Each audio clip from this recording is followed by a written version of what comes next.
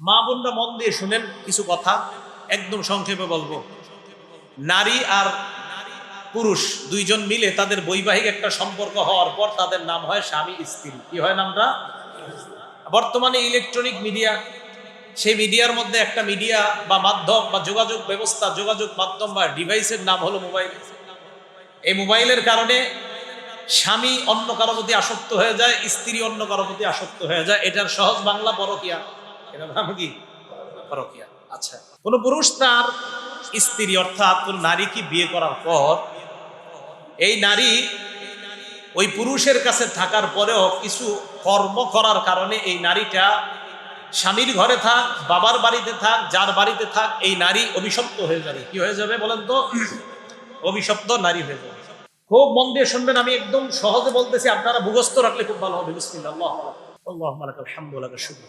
রাসূল আকরাম সাল্লাল্লাহু আলাইহি সাল্লাম, সহিহ বুখারী হাদিস নাম্বার 3237 নাম্বার হাদিস, 3237 নাম্বার হাদিস।